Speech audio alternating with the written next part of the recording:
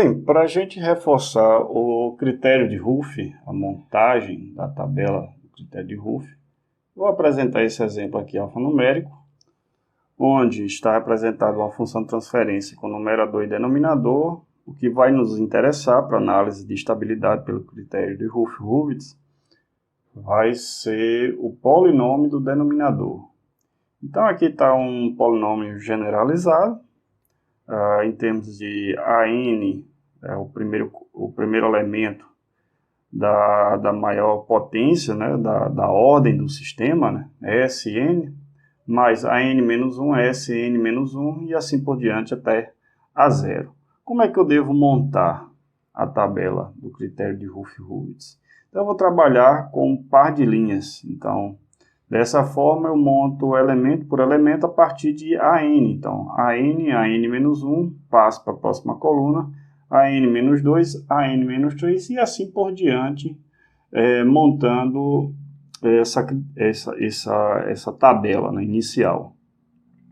Já vou deixar aqui os termos, os próximos termos a serem calculados, por exemplo, Bn-1, Bn-3, apenas por intuito de você padronizar essa mesma nomenclatura da linha anterior. E assim por diante, 3 pontinhos. O critério de parada é até você calcular o termo em S elevado a 0.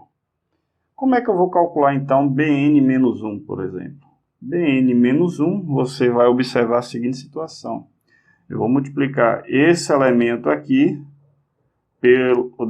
da linha anterior a Bn-1, da mesma coluna, multiplicar pelo elemento da segunda coluna, primeira linha. Então, seria AN-1, que multiplica AN-2, menos o termo da primeira linha da primeira coluna, AN multiplica o termo da segunda linha, segunda coluna, AN-3, dividido pelo termo anterior a Bn-1, então AN-1.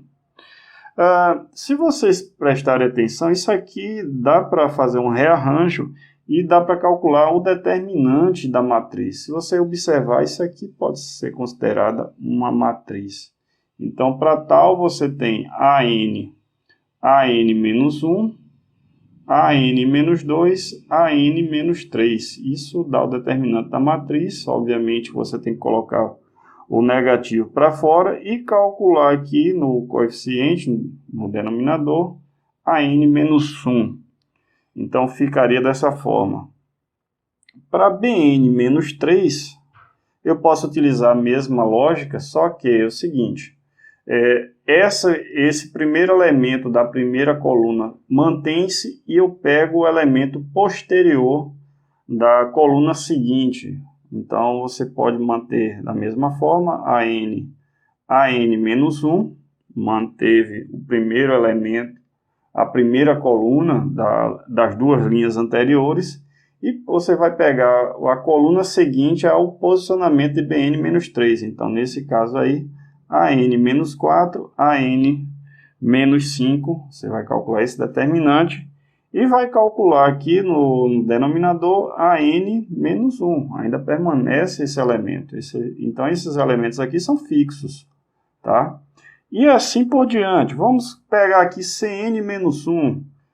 Cn-1, lembre-se, você eliminou já o uso dessa primeira linha, agora vai trabalhar com as duas linhas seguintes, anteriores ao elemento a ser calculado. Então, nesse caso aqui, vai ser calculado o determinante AN-1, Bn-1,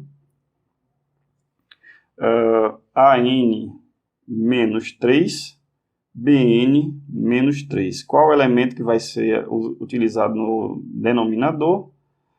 Aqui ficou faltando um espaçozinho, mas aqui eu vou repetir, eu vou colocar aqui, ó. Pode ser que no vídeo não fique legal. Então, dividido por Bn-1. E assim por diante. Vamos fazer agora um exercício, o exercício 6.1 do NISE. Apenas para ilustrar novamente a lei de formação importante do critério de Ruff. Senão você pode montar a tabela de forma errônea, fazer cálculos errôneos e aí a tua análise estará prejudicada. Um detalhe antes da gente entrar nesse exemplo, será o seguinte, e caso no meu DS eu tenha, por exemplo, eu vou colocar aqui um exemplo numérico, mas essa é a quarta, mais essa é a terceira, mais 2S, mais 3. Observe, eu não tenho o termo S ao quadrado. Então, como é que eu vou montar? S a quarta, S a terceira, S a segunda, S elevado a zero. O critério de parada seria o S0.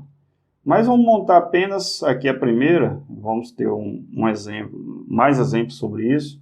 Mas apenas para ilustrar a montagem. Olha, um dos erros que acontece na montagem desse tipo de polinômio, que não tenha um dos elementos, eu coloco 1, aqui está implícito, né? O termo é S elevado a 4.